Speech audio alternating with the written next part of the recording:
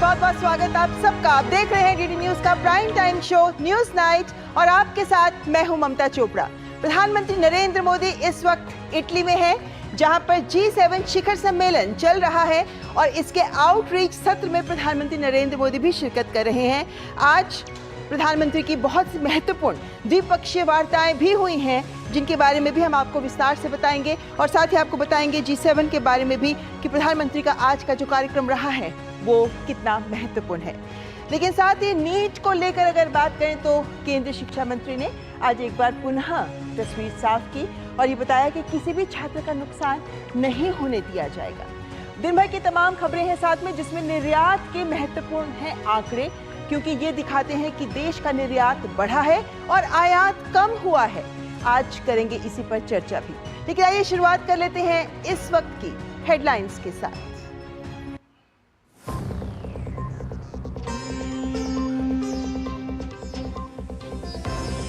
प्रधानमंत्री नरेंद्र मोदी G7 के outreach सत्र में शामिल।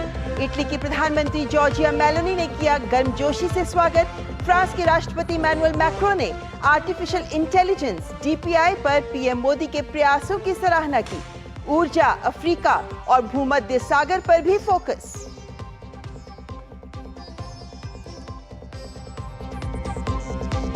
G7 शिखर सम्मेलन से इतर प्रधानमंत्री नरेंद्र मोदी ने इटली में वैश्विक नेताओं से की मुलाकात। फ्रांस के राष्ट्रपति इमैनुअल मैक्रों, ब्रिटेन के प्रधानमंत्री ऋषि सुनक और यूक्रेन के राष्ट्रपति व्लादिमीर ज़ेलेंस्की से भी की द्विपक्षीय मुलाकात। तीसरे कार्यकाल में फिर से जताई संबंधों को सशक्त करने के प्रति प्रतिबद्धता।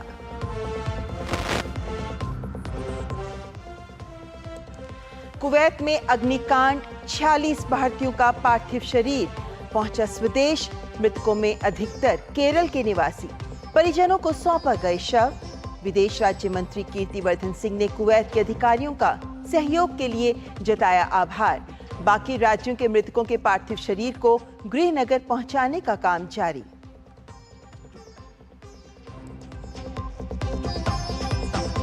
जम्मू कश्मीर में बीते दिनों हुए आतंकी हमलों के बाद एक्शन में केंद्र सरकार। केंद्रीय गृह मंत्री अमित शाह ने जम्मू कश्मीर की सुरक्षा स्थिति की समीक्षा की। गृह मंत्रालय के वरिष्ठ अधिकारियों के साथ की बैठक। अमरनाथ यात्रा की तैयारियों की भी समीक्षा के लिए 16 जून को बैठक बुलाने के निर्देश।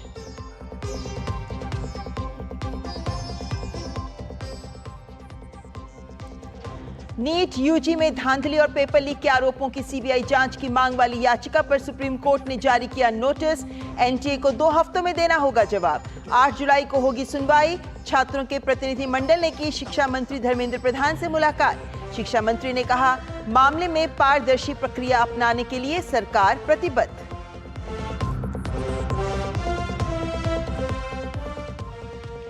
निर्यात के मोर्चे पर लगातार मजबूत स्थिति में भारत। मई 2024 में देश से कुल निर्यात में इजाफा दर्ज। पेट्रोलियम उत्पाद, इंजीनियरिंग और इलेक्ट्रॉनिक सामान के साथ ही फार्मास्यूटिकल उत्पादों के निर्यात में तेजी बरकरार।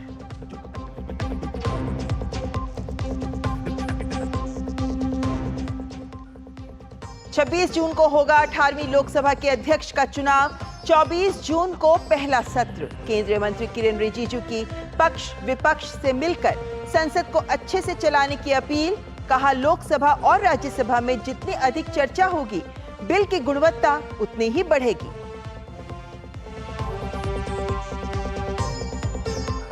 और आज देर रात होगी मशहूर फुटबॉल टूर्नामेंट यूरो कप 2024 की शुरुआत। पहला मुकाबला मेजबान जर्मनी और स्कॉटलैंड के बीच। 24 टीमें टूर्नामेंट में शामिल।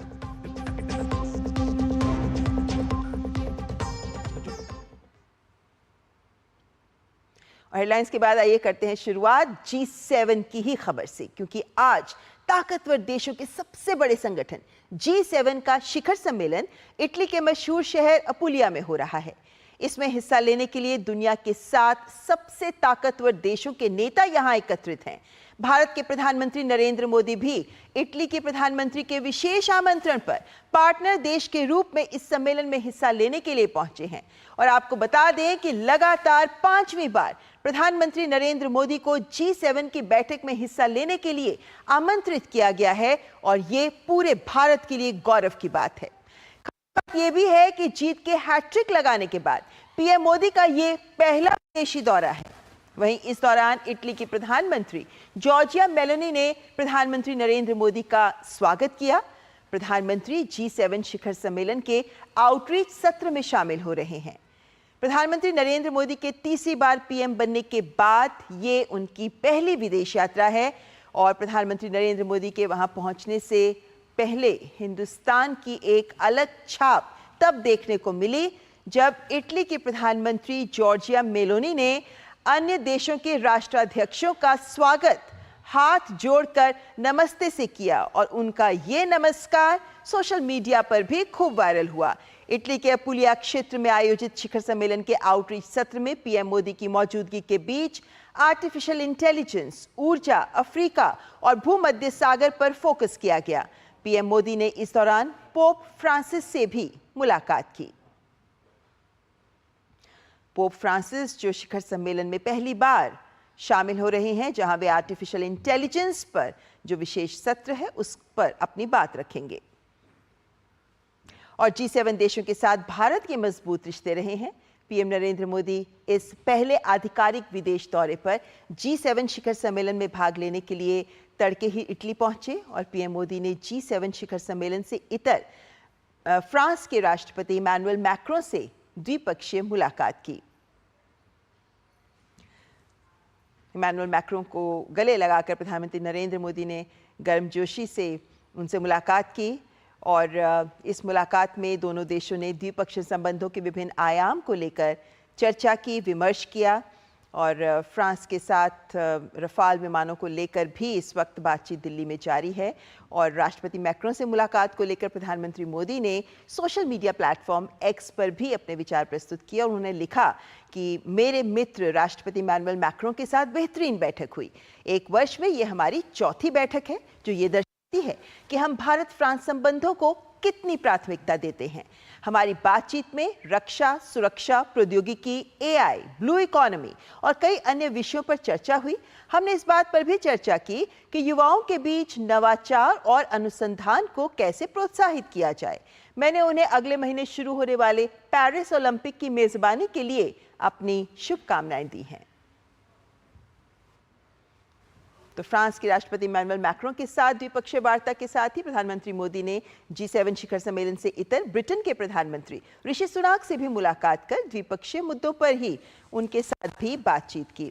ऋषि सुनाक के साथ भी भारत यूके संबंधों को लेकर प्रधानमंत्री की विस्तार से चर्चा हुई और ब्रिटिश पीएम के साथ मुलाकात को लेकर प्रधानमंत्री ने सोशल मीडिया प्लेटफॉर्म एक्स पर ट्वीट के माध्यम से अपने विचार प्रस्तुत किए। प्रधानमंत्री ने लिखा कि इटली में पीएम ऋषि सुनक से मिलकर खुशी हुई। मैंने एनडीए सरकार को तीसरे कार्यकाल में भारत ब्रिटेन व्यापक रणनीतिक साझेदारी को और मजबूत करने की अपनी प्रतिबद्धता दोहराई। सेमीकंडक्टर, प्रौद्योगिकी और व्यापार जैसे क्षेत्रों में संबंधों को गहरा करने की काफी संभावनाएं हैं। हमने रक्षा क्षेत्र में संबंधों को और मजबूत करने पर भी बात की है। तो यूके के प्रधानमंत्री ऋषि सुनक से भी प्रधानमंत्री नरेंद्र मोदी की द्विपक्षीय वार्ता हुई है। और साथ ही यूक्रेन के राष्ट्रपति वोलोदिमीर ज़ेलेंस्की के साथ भी मुलाकात को लेकर प्रधानमंत्री नरेंद्र मोदी ने ये आपके सामने दृश्य प्रस्तुत कर रहे हैं जहां उन्होंने राष्ट्रपति ज़ेलेंस्की के साथ द्विपक्षीय वार्ता की है। और इसी के साथ प्रधानमंत्री ने इस वार्ता को लेकर सोशल मीडिया प्लेटफॉर्म पर अपने विचार रखते हुए कहा कि राष्ट्रपति वोलोदिमीर ज़ेलेंस्की के साथ बहुत ही सार्थक बैठक हुई और भारत यूक्रेन के साथ द्विपक्षीय संबंधों को और मजबूत करने के लिए उत्सुक हैं।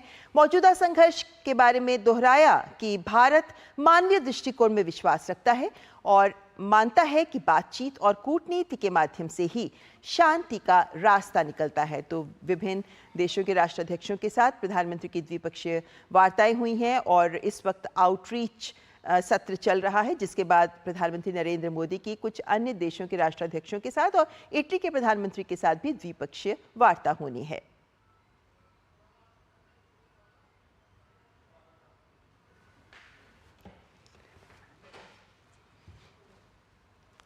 और अब बात कुवैत की करें तो कुवैत में हुए अग्निकांड में 46 मृत भारतीयों के पार्थिव शरीर स्वदेश लौट आए हैं।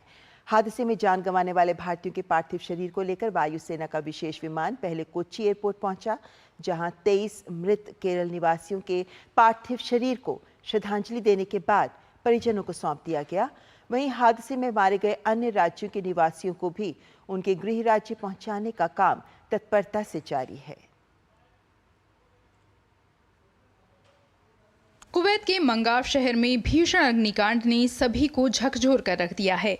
यहाँ बहुमंजिला इमारत में लगी आग में 46 भारतीयों की दर्दनाक मौत के बाद भारत सरकार ने तत्परता दिखाई और बेहद कम समय में हादसे में जान गंवा चुके भारतीयों के शव आखिरकार स्वदेश लौट पाए। घटना की सूचना मिलते ही विदेश राज्य मंत्री कीर्तिवर्धन सिंह प्रधानमंत्री के निर्देश पर हालात का जायजा लेने कुवैत पहुंचे थे। शुक्रवार को भारतीय वायुसेना के C-130J सुपर हरक्यूलिस विमान जब कोच्चि पहुंचा तो विदेश राज्य मंत्री कीर्तिवर्धन सिंह भी विमान में सवार थे। विमान के कोच्चि एयरपोर्ट पहुंचने पर केरल के सीएम पिनाराई विजयन, राज्य के मंत्री, भारत सरकार के कई अधिकारियों और स्थानीय जनप्रतिनिधियों ने मृतकों को श्रद्धांजलि दी, जिसके बाद केरल निवासियों के शवों को उनके परिजनों को सौंप दिया गया, जबकि दूसरे राज्यों के निवासियों के पार्थिव शरीर को उनके घरों तक सुचारू रूप से पहुंचाने का काम जारी है। कुवैत अग्निकांड में मारे गए भारतीयों के पार्थिव शरीर स्वदेश पहुंचने पर विदेश राज्य मंत्री कीर्तिवर्धन सिंह ने परिजनों के प्रति संवेदनाएं व्यक्त की। उन्होंने घटना को लेकर प्रधानमंत्री के विशेष आग्रह पर कुवैत की ओर से किए गए त्वरित सहयोग के प्रति आभार भी जताया। कुवैत के जो हमारे सरकार है, गवर्नमेंट है, उनके जो मिनिस्टर्स हैं, उनका बहुत ही बड़ा इसमें कोऑपरेशन रहा है कि हम लोग जल्दी से इतनी जल्दी हम लोग वहाँ से इनके मॉर्टल रिमेन्स उनकी बॉडीज़ हम लोग वापस ला पाए हैं। आम तौर से इसमें 10-15 दिन लग जाते हैं, लेकिन आदरणीय प्रधानमंत्री जी का जो रिक्वेस्ट था, जो आदरणीय हमारे एक्सटर्नल अफेयर्स मिनिस्टर ने उनको कन्वे किया, उसकी वजह से बहुत जल्दी ये काम हो पाया है। कुवैत अग्निकांड में 46 भारतीयों में 23 केरल, 7 तमिलनाडु, 4 उत्तर प्रदेश, 3 आंध्र प्रदेश, 2 बिहार, 2 ओडिशा, 1 झारखंड, कर्नाटक, महाराष्ट्र, पंजाब और पश्चिम बंगाल से थे। केरल के मुख्यमंत्री पिनाराई विजयन ने दुर्घटना पर त्वरित कार्रवाई के लिए भारत सरकार और कुवैत की सरकार को धन्यवाद दिया। कुवैत में हुए भीषण अग्निकांड पर प्रधानमंत्री नरेंद्र मोदी के निर्देशों पर जिस तरह से स्थिति पर करीब से नजर रखी गई, तो वहीं अग्निकांड में घायल हुए भारतीयों की सहायता की निगरानी करने और मारे गए लोगों के शवों को शीघ्र स्वदेश पहुंचाने के कार्य में सहयोग के लिए विदेश मंत्रालय की ओर से दिखाई गई तत्परता ने एक बार फिर साबित कर दिया है कि भारत दुनिया में रह रहे भारतीयों के लिए जरूरत की हर घड़ी में हर संभव सहायता के लिए प्रतिबद्ध है। Bureau report, DD news. और अब बात कर लेते हैं नीट परीक्षा की, क्योंकि नीट परीक्षा के परिणाम घोषित होने के बाद से ही कई ऐसे मामले हैं जिनको लेकर याचिकाएं अदालतों में दायर की गई हैं, जिन पर सुप्रीम कोर्ट 8 जुलाई को सुनवाई करेगा। लेकिन वहीं हाई कोर्ट में जो याचिकाएं दायर हैं, उनके ट्रांसफर को लेकर भी आज सुप्रीम कोर्ट में सुनवाई हुई। लेकिन साथ ही जो नीट में धांधली और खास तौर पर पेपर लीक की बात की गई है और इसको लेकर सीबीआई जांच की जो याचिका दायर की गई है, उसको लेकर एनटीए को नोटिस भी जारी किया गया है और इस नोटिस का जवाब एनटीए को 2 हफ्ते में देने के लिए सुप्रीम कोर्ट की ओर से कहा गया है। नीट परीक्षा प्रकरण पर देश की सर्वोच्च अदालत में हुई सुनवाई में सुप्रीम कोर्ट ने हाई कोर्ट में चल रहे नीट से जुड़े विभिन्न मामलों की ट्रांसफर याचिका पर नोटिस जारी किया। नोटिस के अनुसार 8 जुलाई को पहले से लंबित मामलों के साथ ही इन मामलों की भी सुनवाई होगी। इसके साथ ही नीट में धांधली और पेपर लीक के आरोपों की सीबीआई जांच की मांग वाली एक अन्य याचिका पर भी सुप्रीम कोर्ट ने नोटिस जारी किया। मामले में एनटीए को 2 हफ्ते में जवाब देने के निर्देश दिए गए हैं। मामले में छात्रों के एक प्रतिनिधि मंडल ने केंद्रीय शिक्षा मंत्री धर्मेंद्र प्रधान से मुलाकात की और अपनी बात उनके सामने रखी। शिक्षा मंत्री ने छात्रों के तमाम पहलुओं को सुना और उन्हें सरकार की तरफ से हर संभव मदद का भरोसा दिया। शिक्षा मंत्री ने कहा कि केंद्र सरकार परीक्षार्थियों के हितों को सुनिश्चित करने के लिए प्रतिबद्ध है। नीट परीक्षा परिणाम से जुड़े सभी सवालों का जवाब देने के लिए इस वक्त हमारे साथ मौजूद हैं केंद्रीय शिक्षा मंत्री धर्मेंद्र प्रधान। सर, जब से नीट परीक्षा परिणाम की घोषणा हुई है, छात्र भी लगातार प्रोटेस्ट कर रहे हैं। आप भी आज कुछ छात्रों से मिले हैं, क्या कहना चाहेंगे छात्रों से, क्या संदेश देना चाहेंगे? देखिए, मैंने आज कुछ विद्यार्थियों से मिला जिनके मन में कुछ आकांक्षा है, कुछ एंग्जाइटी भी है, उनके अभिभावकों को भी मिला। कई विषय में हमें जानकारी भी मिली। सुप्रीम कोर्ट ने एक सारा विषय को संज्ञान में लिया है। सुप्रीम कोर्ट को फैसला करने दीजिए, कल जैसे एक समाधान की रास्ता निकले, अगर जैसे सुप्रीम कोर्ट कहेगा ऐसे हम आगे बढ़ेंगे। पटना में और गोधरा में जिस तरह से धोखाधड़ी की घटनाएं हुई हैं, तो क्या उनके खिलाफ क्या कार्रवाई? देखो, मेरे पास जितनी जानकारी सेकेंडरी इंफॉर्मेशन है, ये सारा विषय में वहाँ की एजेंसी कड़ी कार्रवाई कर रही है, और वहाँ की एजेंसियों की प्रोएक्टिवनेस से वो ध्यान में आई है, कार्रवाई हो रही है, किसी को छोड़ा नहीं जाएगा। अच्छा सर, इस बार हमने देखा कि रिकॉर्ड 67 बच्चे इन्होंने परफेक्ट स्कोर हासिल किया, तो आपको क्या लगता है, क्या सिलेबस आसान था या फिर सिलेबस में कमी की गई थी जिस वजह से इतनी अधिक तादाद में बच्चों ने परफेक्ट स्कोर हासिल किया? स्वाभाविक, जब विद्यार्थी को एक ईज होता है, विद्यार्थी को उसकी मेधा को परीक्षा करना सिर्फ उसके मन में डर पैदा करने में नहीं होता है, उसको एक कंफर्ट लेवल से एग्जामिनेशन करवाना भी एक दायित्व होता है, जो सरकार ने इस बार किया। इसके कारण आज विद्यार्थियों में मेधा विद्यार्थी आगे आए हैं। यही कारण है आज इस बार परीक्षा में परफॉर्मेंस अच्छा हुआ है। एनटीए की क्या जवाबदेही तय की जाएगी इस पूरे मामले में, अगर कुछ गड़बड़ी हो? कोई भी हो, जो लोग इसमें संश्लिष्ट रहेंगे, सरकारी गैर सरकारी किसी को भी छोड़ा नहीं जाएगा। और आने वाले समय में क्या कदम उठाए जाएंगे कि ताकि परीक्षा में और अधिक पारदर्शिता लाई जा सके? कंटिन्यूस प्रोसेस है, ये अभी भी पारदर्शी है। दुर्घटना होते हैं, वो दुर्घटना जीरो हो, उसकी दायित्व लिया जाएगा। आपको बता दें कि पूरे मामले में राष्ट्रीय परीक्षण एजेंसी यानी एनटीए ने नीट के 1563 उम्मीदवारों के लिए 23 जून 2024 को पुनः परीक्षा का आयोजन करने का निर्णय लिया है। इन उम्मीदवारों को 5 मई 2024 को मूल रूप से निर्धारित परीक्षा के दौरान समय की हानि का सामना करना पड़ा था, जिसके एवज में इन्हें ग्रेस मार्क्स दिए गए थे, जिनको अब हटा दिया गया है और अब इन 1563 छात्रों को एक बार फिर से परीक्षा देने का विकल्प दिया गया है। दिल्ली से निशांत सौरभ के साथ ब्यूरो रिपोर्ट, डीडी न्यूज। केंद्रीय गृह मंत्री अमित शाह ने आज नई दिल्ली में गृह मंत्रालय के वरिष्ठ अधिकारियों के साथ बैठक में जम्मू कश्मीर की सुरक्षा स्थिति की समीक्षा की। केंद्रीय गृह मंत्री ने जम्मू कश्मीर में सुरक्षा स्थिति और अमरनाथ यात्रा की तैयारी की समीक्षा के लिए 16 जून को नॉर्थ ब्लॉक में बैठक बुलाने के निर्देश भी दिए। बैठक में जम्मू कश्मीर के एलजी, एनएसए, केंद्रीय गृह सचिव, सेना, पुलिस, जम्मू कश्मीर प्रशासन और गृह मंत्रालय के वरिष्ठ अधिकारी शामिल होंगे।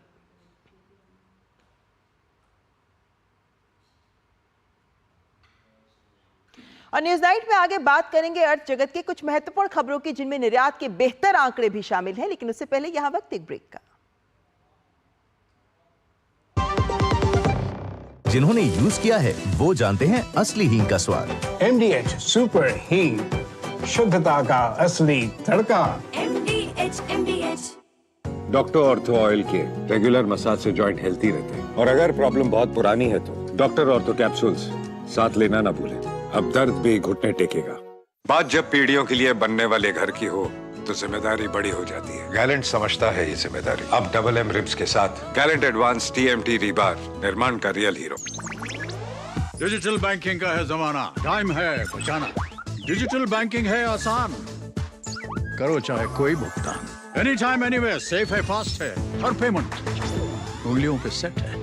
लेन देन के हैं ऑप्शंस कई, IMPS, NEFT, UPI भी। 24 घंटे करते ये काम, पेमेंट आसान और रहे आराम। RBI कहता है जानकार बनिए, सतर्क रहिए। स्वाद से सबको दीवाना कर दे, दीवाना कर दे। पता का चाय, गजब का स्वाद। वो मिस्टर विकास की फाइल आप पॉलिसी बाजार। मैम, आपका हेल्थ इंश्योरेंस क्लेम अप्रूव हो गया है, अब आप सर को घर ले जा सकती हैं। क्लेम के टाइम पे हमेशा आपकी हेल्प को तैयार। पॉलिसी बाजार, 1 करोड़ का हेल्थ इंश्योरेंस सिर्फ 390 रुपए महीने से शुरू। Curiosity can take you to some out of the world places. Took me to the moon today. Curious about this place? Scan this QR code before I take it off with my Seat tires.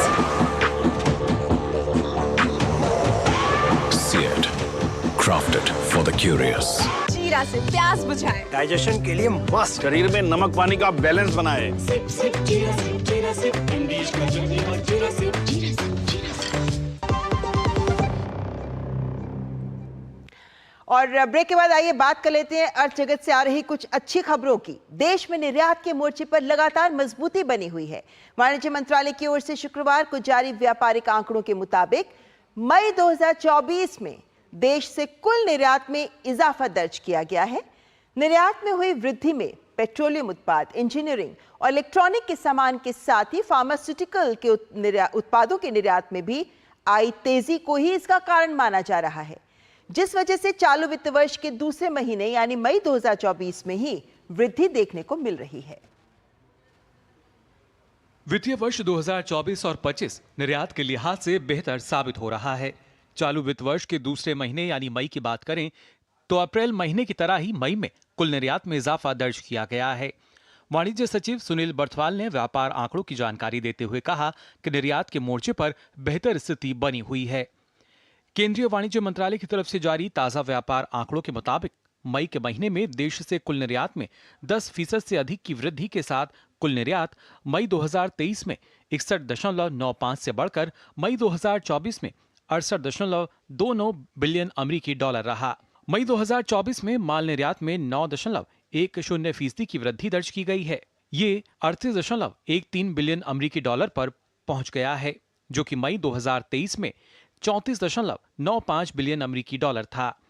इस दौरान petroleum उत्पादों का निर्यात 15.75% बढ़कर मई 2024 में 6.78 billion अमेरिकी dollar रहा, जो कि मई 2023 में 5.85 बिलियन अमेरिकी डॉलर था।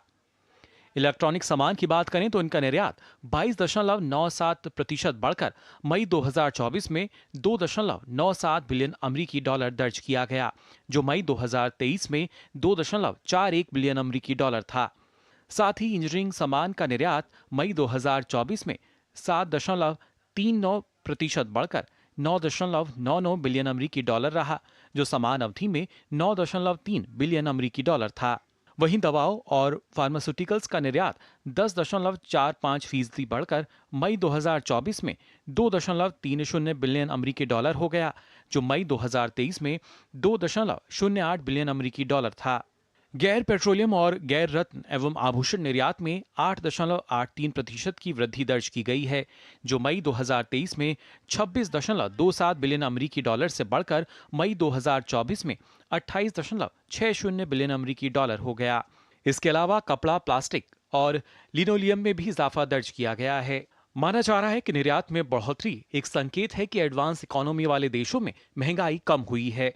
महंगाई का प्रेशर कम होने के साथ ही कंज्यूमर्स की परचेजिंग पावर भी बढ़ी है, जो उनके यहाँ पर इंपोर्ट को बढ़ावा देगी, जिस वजह से भारत के लिए सकारात्मक स्थिति आगे भी जारी रहने की उम्मीद है। Bureau report, DD news. और भारतीय अर्थव्यवस्था के लगातार शानदार प्रदर्शन और तेज रफ्तार को देखते हुए ग्लोबल रेटिंग एजेंसी मूडीज ने भारतीय अर्थव्यवस्था को लेकर सकारात्मक संकेत दिए हैं। मूडीज ने कहा कि घरेलू मांग में वृद्धि के चलते भारत 2024 की दूसरी छमाही में एशिया प्रशांत क्षेत्र की सबसे तेजी से बढ़ती अर्थव्यवस्था बना रह सकता है। रिपोर्ट के मुताबिक निर्यात में आई तेजी, स्थानीय मांग में बढ़त और बुनियादी ढांचे पर सरकारी खर्च से भारतीय अर्थव्यवस्था का बेहतर प्रदर्शन जारी रहेगा। रिपोर्ट में यह भी कहा गया है कि चुनाव के बाद नई विकास नीतियों, बुनियादी ढांचे के विकास और निजी क्षेत्र के निवेश को प्रोत्साहित करने से यह स्थिति और बेहतर हो सकती है। गौरतलब है कि 2024 की पहली छमाही में भारत, फिलीपींस और इंडोनेशिया विकास के मामले में आगे रहे हैं। इससे पहले रेटिंग एजेंसी ने चालू वित्त वर्ष में भारत की विकास दर 6.8% और उसके बाद 2025 में 6.5% से आगे बढ़ने का अनुमान लगाया था। और वहीं घरेलू रेटिंग एजेंसी ICRA के मुताबिक PLI योजना से अगले 4 सालों में 3 से 4 लाख करोड़ रुपए का निवेश आने और 2 लाख नई नौकरियां पैदा होने की उम्मीद है। सेमीकंडक्टर, सौर ऊर्जा पैनल और दवा निर्माण से जुड़े सामान बनाने वाली कंपनियों को इस योजना से काफी मदद मिल सकती है।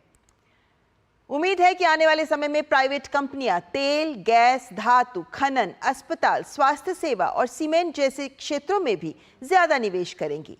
एजेंसी के कार्यकारी उपाध्यक्ष रविचंद्रन ने एक इंटरव्यू में बताया कि आने वाले समय में सेमीकंडक्टर, सौर पैनल और दवा बनाने के लिए जरूरी सामान बनाने वाली कंपनियां ऐसे क्षेत्र हैं जहां बड़ी परियोजनाओं के शुरू होने की संभावना है और वहीं पे जो पूंजी और रोजगार के लिहाज से फायदेमंद भी हो सकती हैं। ये विभिन्न क्षेत्रों में 2 लाख नौकरियां पैदा करेंगी।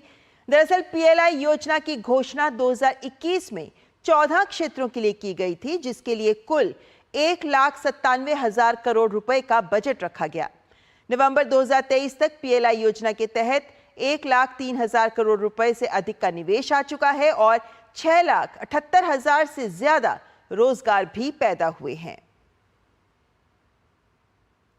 तो आर्थिक मोर्चे पर अच्छी खबर जिससे जुड़ा है हमारा आज का विशेष, जो कहता है बेहतर निर्यात, मजबूत अर्थव्यवस्था। चर्चा के लिए हमारे साथ जुड़े हैं अश्विनी कुमार, जो अध्यक्ष हैं भारतीय निर्यातक संगठनों के महासंघ के। अश्विनी जी, बहुत बहुत स्वागत है आपका।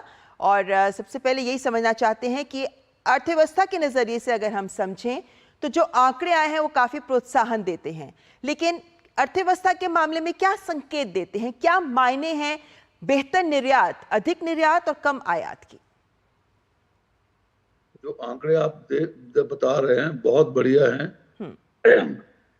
हम ये समझते हैं कि भारत की अर्थव्यवस्था बहुत तेजी से आगे बढ़ रही है। अभी आप देखिए, जो हमारा निर्यात कुल जो है 7.78 बिलियन डॉलर है, जिसमें सामान का निर्यात जो है 23 और 24 में $437 बिलियन, और सर्विसेज का निर्यात जो है 23-24 में $3.41 बिलियन हुआ है। जो आपने देखा है कि मर्चेंडाइज विभिन्न प्रकार के सामान की खरीद निर्यात अप्रैल 2024 में 3% बढ़ गई, जबकि निर्यात मई 2024 में बढ़कर 9.1% हो गई। ये भारत के लिए बहुत ही प्रशंसक का विषय है, जबकि संसार में जियोपॉलिटिक्स, अनिश्चितता जैसे रेड सैगर संकट है और उभरता हुआ है, और मुद्रास्फीति, ऊंचे ब्याज दर सारे संसार में हुआ है। लेकिन अश्विनी जी, यहाँ पे ये भी हम समझना चाहते हैं, क्योंकि ये देखा जा रहा है कि वही देश निर्यात के मोर्चे पर तरक्की कर पा रहे हैं जो बदलते वक्त के साथ अपनी व्यापार नीति में भी बदलाव करते हैं। भारत ने ऐसे कौन से बदलाव किए हैं, चाहे हम एफटीएस को लेकर देखें, पड़ोसी देशों के साथ व्यापार बढ़ाने को देखें, लॉजिस्टिक्स नीति की बात करें इत्यादि, ऐसे कौन से बड़े कदम भारत सरकार के द्वारा उठाए गए हैं कि निर्यात के ये आंकड़े, सकारात्मक संकेत देते हुए आंकड़े हमारे सामने हैं? देखिए, भारत की जो एक्सपोर्ट नीति रही है वो इस वक्त विश्व में सबसे बढ़िया है, जो कि हमें हर तरीके से प्रोत्साहन मिलता है, ईज ऑफ डूइंग बिजनेस है, और हर विदेशों में हर जगह हमारे भारत की जो भी प्रोडक्ट्स बनते हैं उसकी बहुत सराहना होती है। ये इसलिए हो पा रहा है क्योंकि सरकार की अच्छी नीतियां और हमें ईज ऑफ डूइंग बिजनेस का एक बहुत बड़ा प्लेटफॉर्म मिला है। अभी आप देखिए, ये जो श्रेय निर्यात अच्छा कर रहे हैं, मई 2024 को जैसे आपने बताया के दौरान वह इलेक्ट्रॉनिक गुड्स जो कि भारत की बहुत बड़ी एक्सपोर्ट हो रही है, प्लास्टिक का सामान है, पेट्रोलियम है, दवाइयाँ हैं, 10.5% तो दवाइयों की बढ़त हुई है। जो फार्मास्यूटिकल सेक्टर है वो बहुत बहुत आगे से बढ़ रहा है, और आप देखेंगे आने वाले सालों में सबसे बड़ा जो बढ़त होगी वो हमारे इलेक्ट्रॉनिक्स गुड में होगी, प्लास्टिक के सामान में होगी, दवाइयों में बहुत ज़्यादा होगी। अप्रैल कपड़ा उद्योग 9.3% के साथ ऊपर जा रहा है। अभी अप्रैल में बहुत बड़ा कंपटीशन भी है, पर फिर भी हमारी एक्सपोर्ट नीति के चलते हुए बहुत ही ये प्रोत्साहित एक्सपोर्टर हो रहे हैं। अश्विनी जी, ऐसे में जो द्विपक्षीय संधियां की जाती हैं, अभी हम जानते हैं G7 चल रहा है, द्विपक्षीय वार्ताएं हो रही हैं जिसमें हमेशा नजर रहती है कि कौन से समझौते किन क्षेत्रों के हो सकते हैं। तो ऐसे में जो द्विपक्षीय संधियां होती हैं और खासतौर पर फ्री ट्रेड एग्रीमेंट्स, FTAs जो होते हैं, कहां तक ये भी सहायक हैं इस दिशा में कि हम अपने निर्यात को मजबूती दे पाएं? अभी EU के साथ भी FTA पर बातचीत चल रही है, कुछ देशों के साथ हमारी हो भी चुकी है। कहां तक ये भी प्रोत्साहन देते हैं निर्यात को? बहुत बढ़िया। ये एक ऐसी नीति बन रही है जो FTAs हमारे भारत और विदेशों के साथ हो रहे हैं, उससे भारत के हर चीज को प्रोत्साहन मिल रहा है। और आप देखेंगे, अगर हमारी अर्थव्यवस्था 9% के हिसाब से आगे चल रही है, और FTA के लागू होने से, EU के लागू होने से, ये मैं गारंटी कर देता हूँ, ये करीबन 20% टच करेगी। अश्विनी जी, ऐसे में जब हम ये देखते हैं कि तमाम विश्व में वैश्विक आर्थिक चुनौतियां बढ़ गई हैं, लेकिन कुल देशों में से 115 देश ऐसे हैं जिनसे भारत का निर्यात बढ़ रहा है। 17 उत्पाद ऐसे हैं जिसमें हम निर्यात के क्षेत्र में आगे बढ़ रहे हैं। क्या आने वाले वक्त में ये बेहतर संकेत है हमारी अर्थव्यवस्था के लिए? क्योंकि मूडीज की भी जो रेटिंग्स आती हैं वो भी हमारे देश की अर्थव्यवस्था को लेकर सकारात्मक आउटलुक देती है। बिल्कुल बिल्कुल, बहुत ये हमारे लिए सौभाग्य है कि हमारी नीतियां ही हमें आगे बढ़ा रही हैं।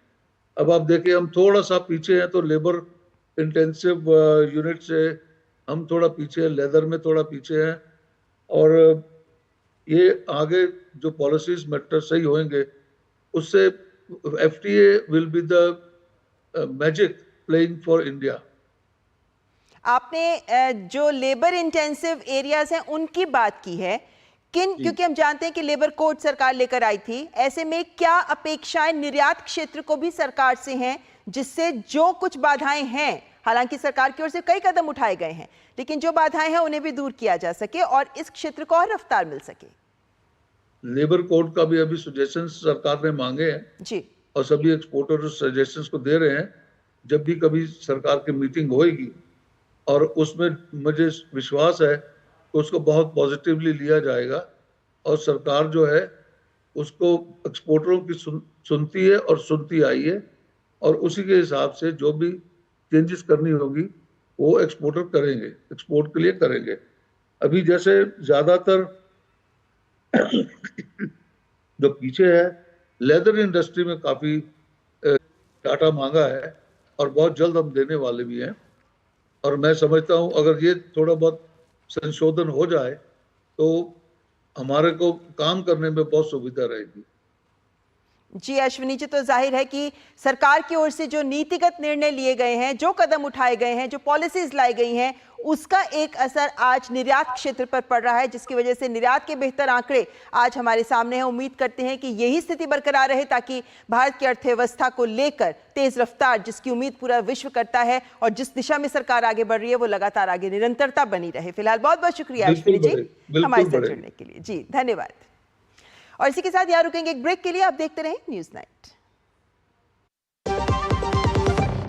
लाल रंग इसका अपार, तीखा कम है फिर भी स्वाद, बेमिसाल बेमिसाल MDH कश्मीरी। MDH कश्मीरी।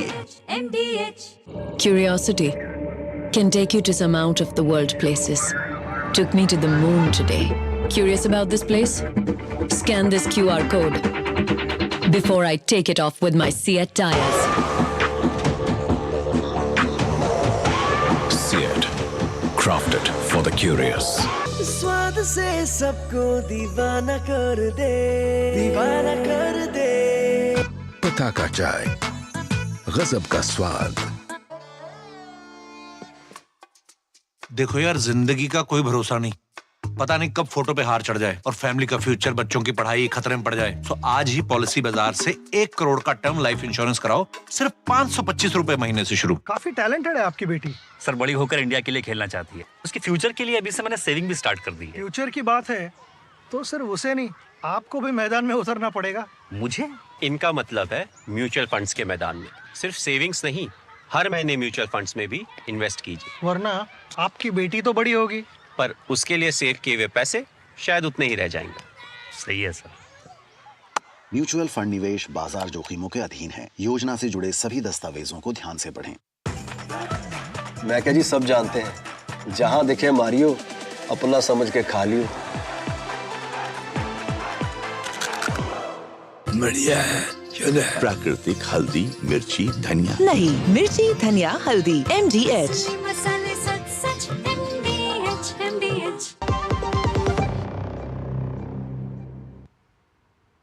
18वीं लोकसभा के अध्यक्ष का चुनाव 26 जून को होगा।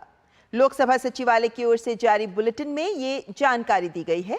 लोकसभा अध्यक्ष के चुनाव के लिए प्रस्तावों का नोटिस 25 जून को दोपहर 12 बजे तक दिया जा सकता है और ये प्रस्ताव लोकसभा के महासचिव को लिखित रूप से दिए जा सकते हैं। आपको बता दें कि 18वीं लोकसभा का पहला सत्र 24 जून से शुरू होगा और 3 जुलाई को समाप्त होगा। इस दौरान नवनिर्वाचित संसद सदस्य शपथ ग्रहण करेंगे। गौरतलब है कि लोकसभा अध्यक्ष के चुनाव के अगले दिन यानी 27 जून को राष्ट्रपति दोनों सदनों की संयुक्त बैठक को संबोधित करेंगी। और संसदीय कार्य मंत्री किरेन रिजिजू ने 18वें लोकसभा सत्र से पहले इस बात की उम्मीद जताई कि पक्ष और विपक्ष मिलकर संसद को अच्छे से चलाएं। उन्होंने कहा कि संसद को चलाना पक्ष और विपक्ष के कंधों पर है। लोकसभा और राज्यसभा में जितनी अधिक चर्चा होगी, बिल की गुणवत्ता उतनी ही बढ़ेगी। अब जब चुनाव हो गए हैं, अब देश का संचालन का भागदौड़ प्रधानमंत्री जी के नेतृत्व में हमारे सरकार को दिया है, लेकिन पार्लियामेंट को चलाना, संसद को चलाना, ये पक्ष विपक्ष, ऑपोजिशन रूलिंग दोनों मिलकर ही चलाना होगा और अच्छा बहस हो। डिबेट एंड डिस्कशन डेमोक्रेसी का कोर हमारा एक अहम चीज़ है, जिसके बिना डेमोक्रेसी नहीं चल सकता है।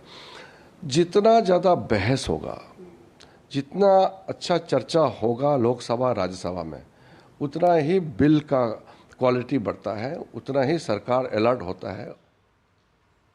और साथ ही उन्होंने कहा कि जनादेश जैसा भी हो, हमें स्वीकार करना चाहिए। एनडीए 400 पार तो नहीं हुई, लेकिन एनडीए को पूरा बहुमत मिला है। ये पहला सत्र है 18वीं लोकसभा का। भारत के महान जनता ने अपना निर्देश दे दिया है, फैसला सुनाया है, और जनादेश जैसे होता है हमको स्वीकार करना है। चुनाव से पहले हमारे पार्टी ने एनडीए दल के पूरा तालमेल करके 400 पार का नारा जरूर दिया था।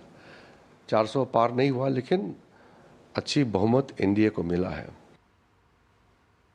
अगर आप सिनेमा के शौकीन हैं तो निश्चित ही आप मुंबई में होने जा रहे अंतर्राष्ट्रीय फिल्म महोत्सव का इंतजार कर रहे होंगे।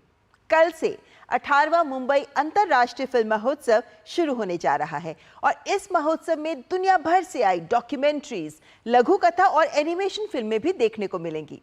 आइए जानते हैं MIFF 2024 के बारे में इस रिपोर्ट के माध्यम से। डॉक्यूमेंट्री फिल्म जगत का एक प्रमुख अंतर्राष्ट्रीय कार्यक्रम है मुंबई इंटरनेशनल फिल्म फेस्टिवल 2024। इस बार के संस्करण में आयोजकों को 59 देशों से 61 भाषाओं में रिकॉर्ड 1018 फिल्में प्राप्त हुईं। 3 चयन समितियों द्वारा कुल 102 फिल्मों का चयन किया गया है, जिसमें प्रसिद्ध फिल्म विशेषज्ञ शामिल हैं। साथ ही MIFF प्रिज्म की 16 फिल्में भी शामिल हैं। MIFF 2024 संस्करण की शुरुआत नेशनल जियोग्राफिक की documentary Billy and Molly an otter love story की स्क्रीनिंग के साथ होगी। ये 78 मिनट की एक अंग्रेजी फिल्म है, जिसका निर्देशन चार्ली हैमिल्टन जेम्स ने किया है।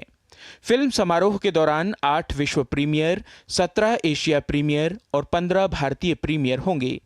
18वें MIFF में फिल्म निर्माता संतोष सिवन, ऑड्रियस टोनिस, केतन मेहता, रिची मेहता और कई अन्य दिग्गजों के साथ 20 मास्टर क्लास, इन कन्वर्सेशन और पैनल चर्चाएं होंगी। 2024 संस्करण में डॉक्यूमेंट्री फिल्मों को बढ़ावा देने के उद्देश्य से DOC फिल्म बाजार की शुरुआत की जाएगी।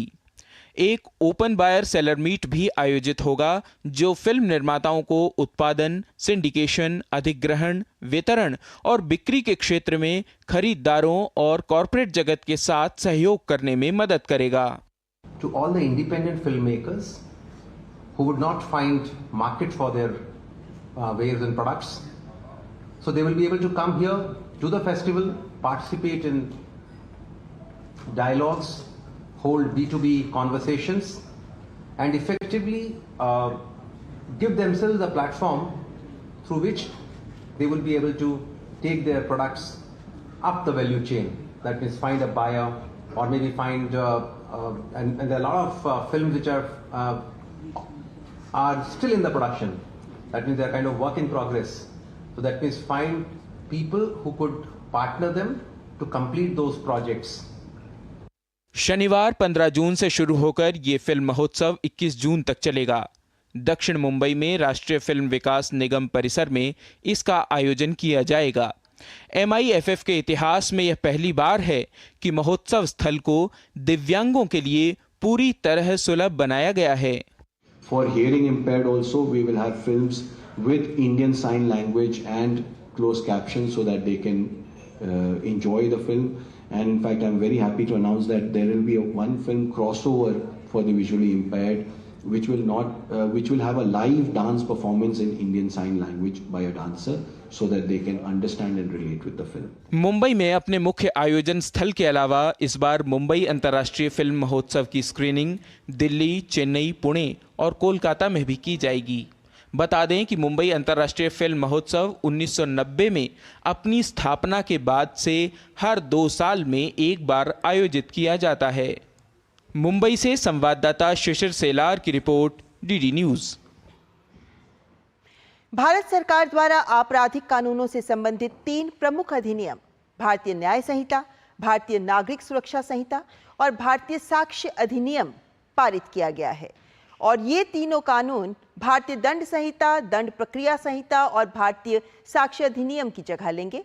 संसद के दोनों सदनों से पारित इन अधिनियमों को 1 जुलाई 2024 से लागू किए जाने की अधिसूचना भी जारी की जा चुकी है। आपराधिक कानूनों से संबंधित इन तीनों नए कानूनों का मकसद आपराधिक न्याय प्रणाली को सशक्त बनाने के साथ ही जनता के अधिकारों की रक्षा करना और उन अधिकारों तक लोगों की पहुंच में आने वाली बाधाओं को खत्म करना है। आम लोगों को इन नए कानूनों की विशेषता बताने और जनता को उनके अधिकारों के प्रति जागरूक करने के लिए ही डीडी न्यूज़ इन नए कानूनों के बारे में एक-एक कर विस्तार से बताएगा।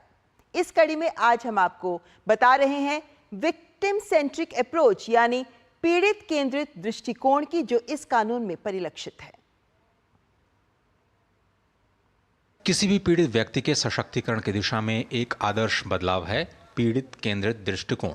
इस नए कानून का मकसद है पीड़ितों को सशक्त कर न्याय सुनिश्चित करना, यानी न्याय प्रणाली की दक्षता, निष्पक्षता और जवाबदेही को बढ़ाना। यह कानून न सिर्फ पीड़ित व्यक्ति को आपराधिक मुकदमे में एक हितधारक के रूप में मान्यता देता है, बल्कि पीड़ितों के लिए सूचना का अधिकार भी प्रदान करता है। पीड़ितों के सशक्तिकरण के लाए गए इस कानून की कई विशेषताएं हैं। मसलन पीड़ितों को भागीदारी का अधिकार। इसके तहत पीड़ितों को अपने विचार व्यक्त करने का अधिकार है। इससे आपराधिक मामलों में हितधारक के रूप में उनकी भूमिका मजबूत होती है।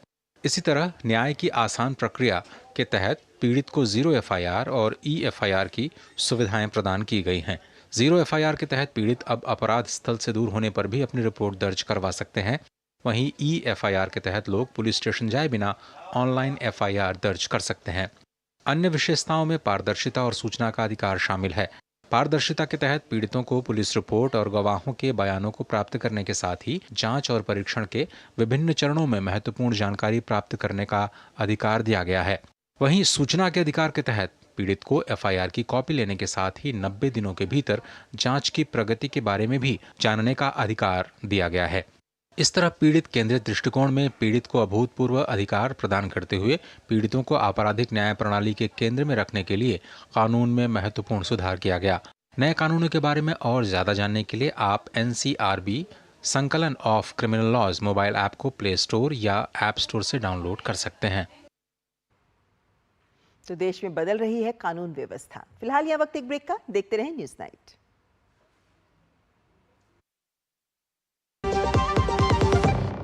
अब तक टेस्टी राजमा बनाना नहीं आया। बिना MDH राजमा मसाला के टेस्टी राजमा कैसे बनेगा? MDH राजमा मसाला। क्या स्वादिष्ट राजमा बनाए। MDH।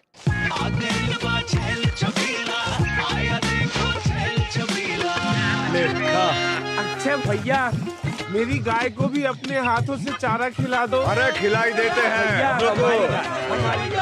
हमारी गाय भैया। क्या हो गया, पूरा का पूरा गांव यहाँ आ गया। अच्छा भैया, इसी हाथ से चारा खिलाते हो, तभी तो आपके गाय भैंसों की ब्यात सबसे ज्यादा है। अरे पगले, ये चमत्कार इस हाथ का नहीं, हाथ में जो कपिला पशु आहार है उसका है, जो पशुओं की सेहत अच्छी रखता है और ब्यात भी बढ़ाता है। ले जाओ।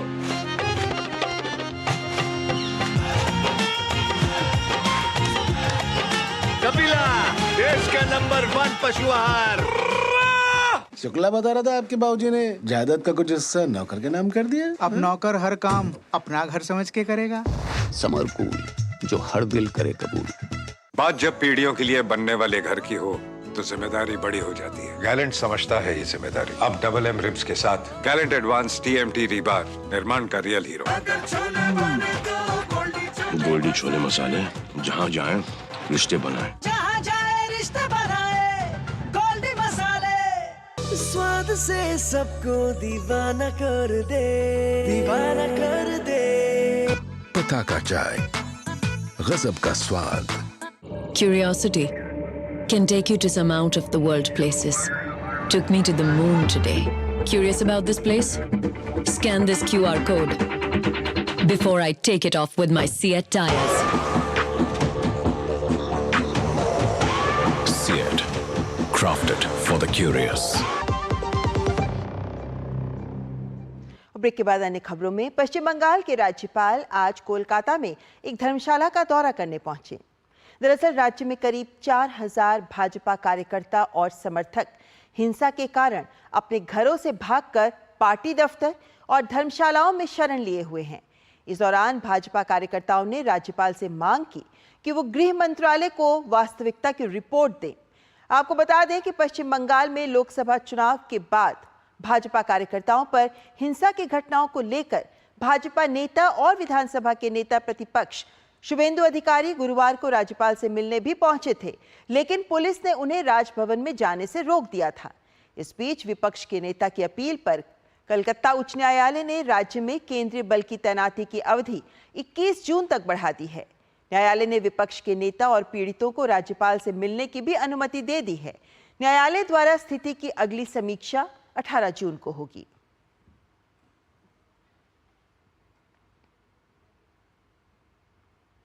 भूस्खलन से त्रस्त पपुआ न्यू गिनी को भारत की ओर से राहत सामग्री भेजे जाने पर पपुआ न्यू गिनी के विदेश मंत्री जस्टिन स्टकाचेंको ने भारत की ओर से भेजी गई मानवीय सहायता के लिए धन्यवाद किया है और उन्होंने कहा कि इस बात को सुनिश्चित किया जाएगा कि भारत के द्वारा भेजी गई सहायता आपदा पीड़ित लोगों तक पहुंच सके।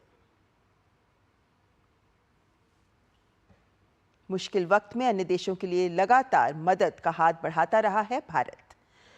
पूरे उत्तर भारत में गर्मी का कहर जारी है।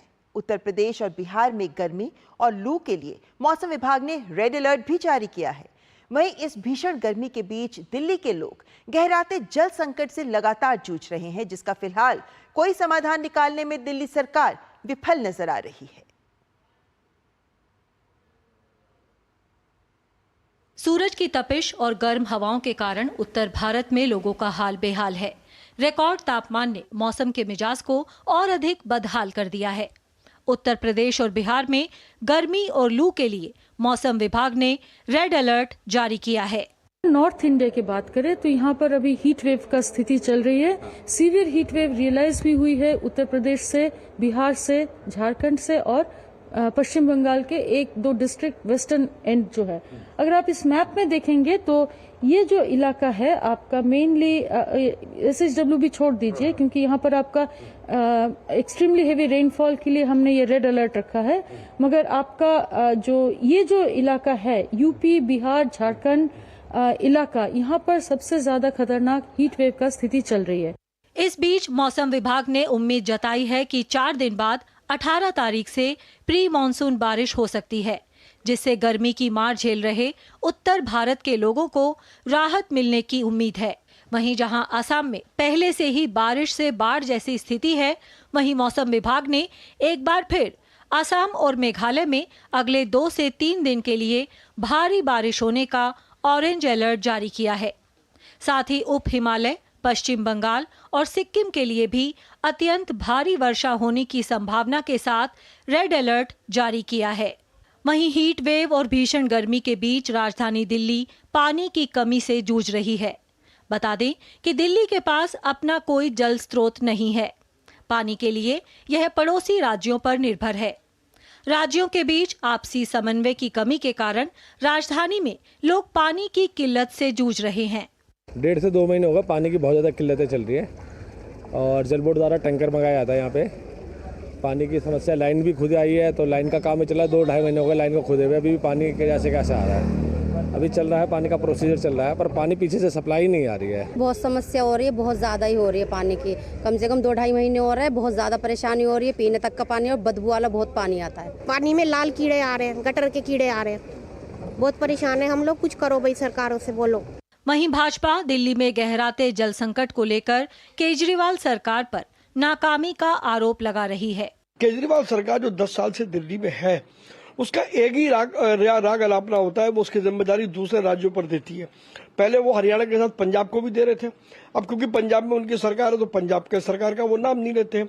अब सारा ठीकरा अपनी नाकामी का वो हरियाणा सरकार पर थोपना चाहते हैं, जबकि हरियाणा सरकार ने आंकड़े देकर के बताया कि दिल्ली को जितना पानी मिलना चाहिए था उससे ज्यादा पानी दिल्ली को दिया गया है। कुल मिलाकर के अरविंद केजरीवाल और उनकी सरकार इसके प्रबंधन में नाकामयाब साबित हुई है। गौरतलब है कि दिल्ली के सभी वाटर ट्रीटमेंट प्लांट और रेनी वेल को मिलाकर दिल्ली में रोजाना लगभग 1000 से 1005 MGD पानी का उत्पादन होता है, लेकिन पानी की कमी से ये उत्पादन पिछले एक सप्ताह में कम हुआ है, जिसके कारण दिल्ली के बहुत से इलाकों में पानी की कमी लगातार बढ़ रही है। दिल्ली से मुकेश शुक्ला और गिरीश निशाना के साथ ब्यूरो रिपोर्ट, DD न्यूज। तो जल प्रबंधन में नाकामी का परिणाम भुगत रहे हैं दिल्ली वासी। फिलहाल यह वक्त एक ब्रेक का। पाव भाजी को फेवरेट बनाता है MDH पाव भाजी मसाला। MDH पाव भाजी मसाला। MDH बनाए पाव भाजी लाजवाब। Curiosity can take you to some out of the world places. Took me to the moon today. Curious about this place?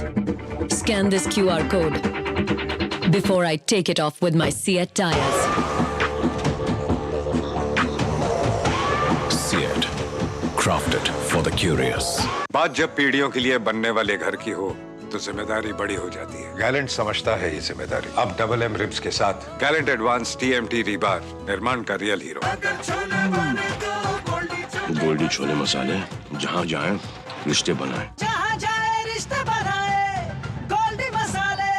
तेरी होने वाली मदर इन लॉ कुछ ज्यादा ही ट्रेडिशनल है। ट्रेडिशनल लोग ज्यादा इमोशनल होते हैं। तो भाई साहब, अब कोई किसी की लाइफ में आग नहीं लगा पाएगा। समर कूल, जो हर दिल करे कबूल। देखो यार, जिंदगी का कोई भरोसा नहीं, पता नहीं कब फोटो पे हार चढ़ जाए और फैमिली का फ्यूचर, बच्चों की पढ़ाई खतरे में पड़ जाए। तो आज ही पॉलिसी बाजार से 1 करोड़ का टर्म लाइफ इंश्योरेंस कराओ, सिर्फ 525 रुपए महीने से शुरू। घुटना, कंधा या कमर, चाहे जैसा हो दर्द, डॉक्टर ऑर्थो आपको देता है दर्द से पूरी आजादी। ये कोई टेम्पररी पेन किलर नहीं, आयुर्वेदिक औषधि है।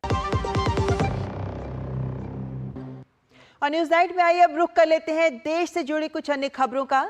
आप देखिए ये खबरें तेज रफ्तार में। हमारी पूरी टीम को दीजिए इजाजत। नमस्कार।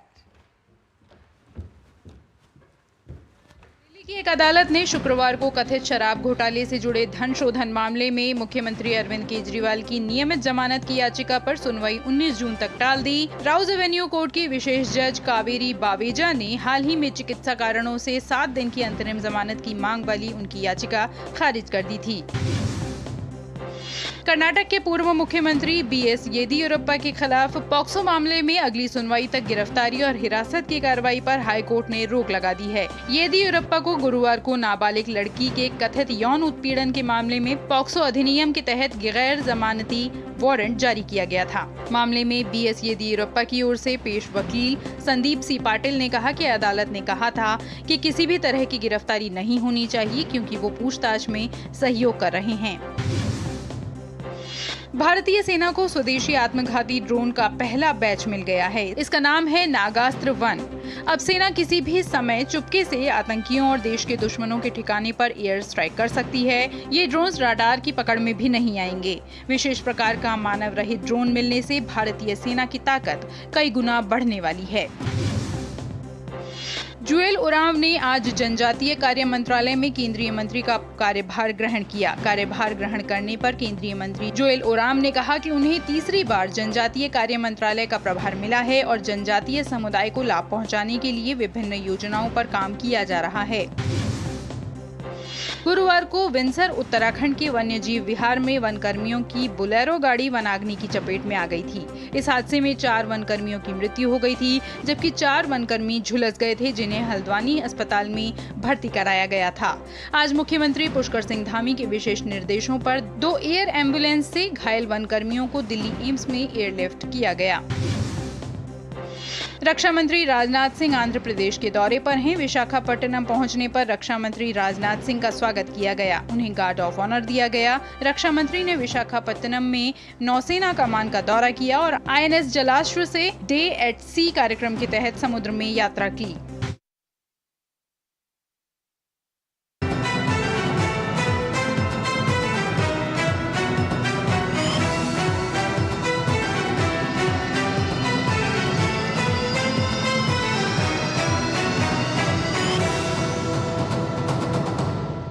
न्यूज नाइट के प्रायोजक थे MDH, बढ़िया है, शुद्ध है। MDH मिर्ची, धनिया, हल्दी, असली मसाले, सच। MDH गैलेंट एडवांस रबर, निर्माण का रियल हीरो। और डॉक्टर ऑर्थो आयुर्वेदिक ऑयल और कैप्सूल, अब दर्द भी घुटने टेकेगा। Curiosity can take you to some out of the world place.